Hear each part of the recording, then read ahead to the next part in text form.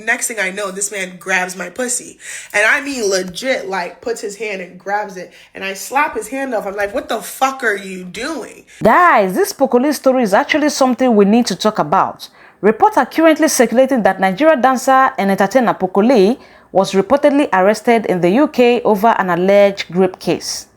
Now, before we start shouting, before people start defending him, before others start condemning him, let's slow down for a minute.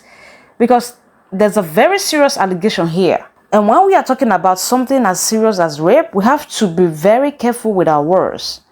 At the moment, what is circulating is an allegation. I have not seen an official statement from the UK police or a court confirming that Poco has been convicted of anything. So let's make that very clear. An allegation is not a conviction.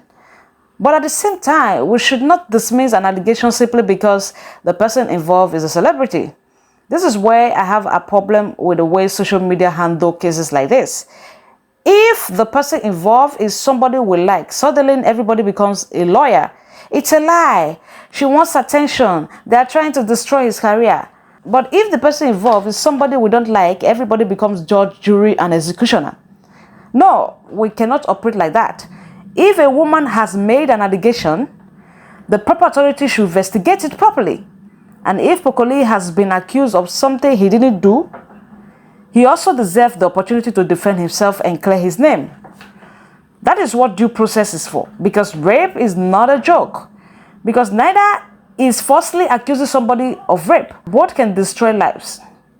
So, personally, I don't think anybody should be celebrating this story, mocking Poco or attacking the alleged victim at this stage. Let's wait for verified information. If the UK authorities confirm an arrest, let's know exactly what happened.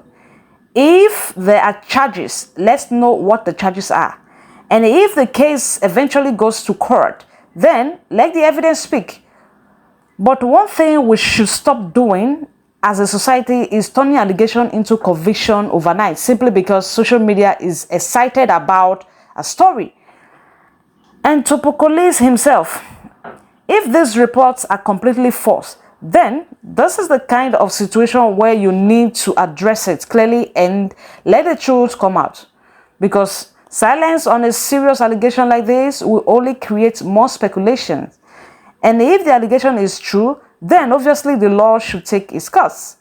No celebrity status should protect anyone from accountability. So guys, what do you think about this whole situation? Do you think we should wait for official confirmation before making conclusion, or do you think the allegation should already be taken seriously enough to demand answers? Let me know your thoughts and your comments in the comment section. Thanks for watching. I really appreciate your time. Bye for now. Shalom. Let me tell you guys something about this Poco thing. He tried it with me and my girlfriend in Dallas, Texas 2 years ago. And when now this information is coming out, people are going, oh my God, he is.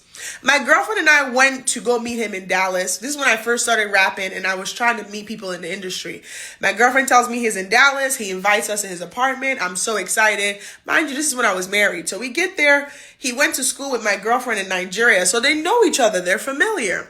We get there. This man is like, oh, nice to meet you. I'm thinking, okay, he's real. This is like my first introduction into the industry. And we get there. So as he sees my wedding ring, I'm wearing it. I tell him I'm married. Now, we play him a song. I'm trying to get advice for him of how to enter the industry. Next thing I know, this man grabs my pussy. And I mean legit, like, puts his hand and grabs it. And I slap his hand off. I'm like, what the fuck are you doing? And my girlfriend and I we try to play it off like, I don't even know what we were thinking. But again, I'm thinking, like, this guy is too famous for him to try no dumb shit like this. Like, especially, I'm married. Okay, then he sees I'm not with the fuck shit. Then he goes to my girlfriend and he keeps grabbing her boobs, grabbing her butt, pulling her dress up. And my girlfriend texts me. She's like, okay, let's go. I think it's time for us to go. So as we're trying to go, he grabs my girlfriend, tries to pull her into the room. We end up beating the fuck out of him. I end up pushing him off. We beat him, like we shove him to the corner. First of all, he's like 5'4", a midget. So it's easy to throw him to the side. We run out of the house, grab our bags, and we run out of the house. And I call my ex-husband at the time and I tell him what happened. And my girlfriend and I are just like in shock. We end up driving 3 hours that same night back home.